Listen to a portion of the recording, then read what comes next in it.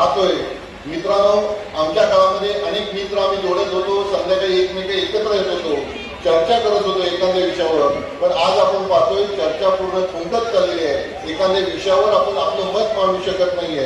आपण जर पेपर लिहायला गेलो तर वस्तुनिष्ठ प्रश्न फक्त सोडवतोय. जे विस्तारित प्रश्न आहेत ते प्रश्न आपण सोडवायला कुठेतरी मागं पडतोय. म्हणजे आपण वाचन कला वगैरे सर्व बिघडत चाललेली आहे.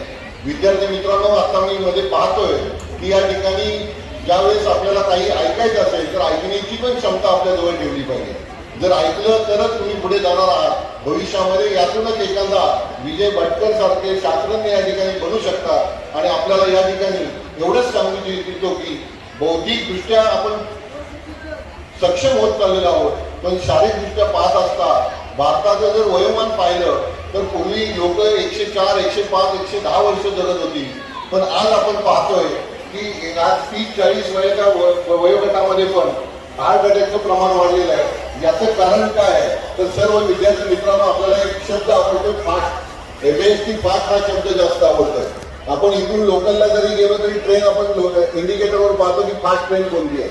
आपल्याला घरी लवकर जायचं आहे. इथून बाहेर गेलो तरी टॅक्सीवाल्याला मधून रस्ता कोणता जवळचा आहे का पाहायला सांगतो. म्हणजे आपण एवढे फास्ट झालेलो आहोत की आपलं जे जीवनशैली आहे ती जीवनशैली एवढी फास्ट बनत चाललेली आहे की आपल्याला जे आता जे अन्न खातोय आपण ते अन्न पण खाण्यामध्ये त्याचं पण नाव बघा फास्ट फूड आलेलं आहे. त्या फास्ट फूडच्या माध्यमातून आपण लवकर फास्ट वर जायला पण सुरुवात केलेली आहे. म्हणजे वयोमान 50-55 असलं की आपण लवकर वर जाण्याची पण सुरुवात केलेली आहे. जे आपल्या जिभेला चांगलं लागतं, जे आपण पाहतोय अजिनोमोटो किंवा सोया सॉस, चिली व्हिनेगर याचा वापर करून जे चायनीज फूड बनवलं जातं आणि ते चायनीज फूड खाण्यामध्ये एवढे आपण दंग झालेलं आणि त्याचा परिणाम शरीरावर होत आहे. या विज्ञान